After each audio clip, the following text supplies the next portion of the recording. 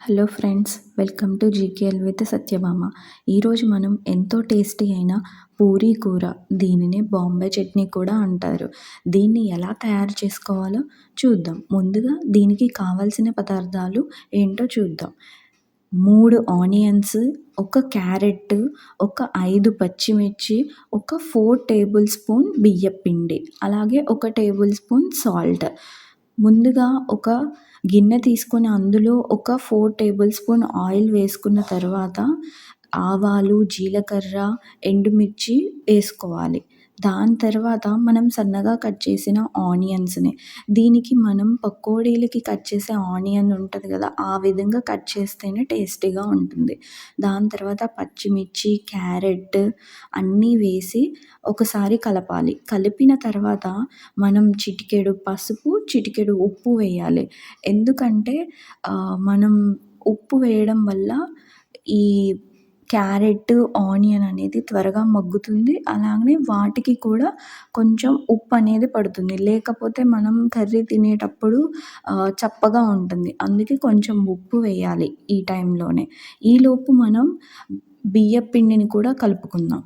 So, ఇక్కడ మనం ఈ కర్రీకి ఐదర్ బియ్యపిండి యూజ్ చేయొచ్చు, శనగపిండి యూజ్ చేయొచ్చు, గోధుమ పిండి కూడా యూజ్ చేయొచ్చు. బట్ మేము ఎక్కువగా బియ్యపిండినే యూజ్ చేస్తాం. సో, మీ ఇష్టం, మీరు ఏదైనా యూజ్ చేసుకోవచ్చు. సో, వీడియోలో చూపించిన విధంగా బియ్యపిండిని ఉండలు లేకుండా అలా కలుపుకోవాలి. సో, ఈలోపు మనం మళ్ళీ ఒకసారి ఆనియన్ మగ్గాయో లేదో చెక్ చేద్దాం. ఇంకా మగ్గలేదు. సో, ఇప్పుడు మళ్ళీ చెక్ చేసాం. ఆనియన్ కొంచెం మగ్గుతుంది. సో, ఈ టైంలోనే మనం ఇక్కడ బియ్యపిండి ఏదైతే కలిపామో ఆ మిశ్రమాన్ని కూడా ఇందులో యాడ్ చేసేయాలి. సో, మనం మళ్ళీ బియ్యపిండిని కలుపుకొని ఎలాంటి ఉండలు లేకోకుండా చూసుకొని ఆ పిండిని అందులో వేసి మొత్తం కర్రీని కలుపుకోవాలి. సో, ఇప్పుడు 4 టేబుల్ స్పూన్స్ కదా మనం బియ్యపిండి తీసుకుంది. దీనికి ఒక 2 గ్లాస్ వాటర్ అయితే సరిపోతుంది.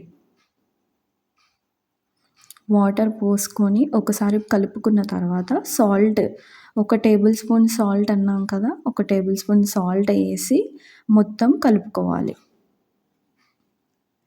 కలుపుకున్న తర్వాత ఇది కొంచెం సేపటికి ఉడుకుతుంది కదా! ఉడికిన తర్వాత గట్టి పడుతుందనమాట.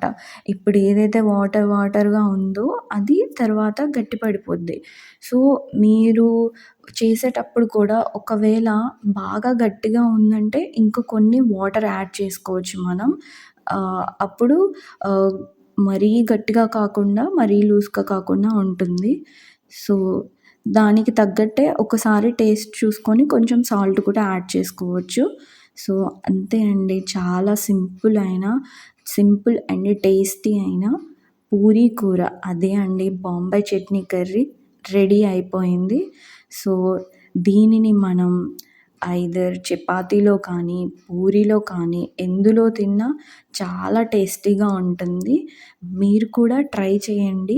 ఒకవేళ మీరు కూడా ఎప్పుడైనా ట్రై చేస్తే నాకు కామెంట్స్‌లో మెన్షన్ చేయండి.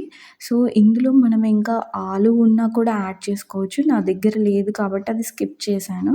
సో, నేను ఇది చపాతీలో తింటాము ఎక్కువ. సో, మీరు కూడా ట్రై చేయండి. Thank you for watching. Please subscribe to my channel.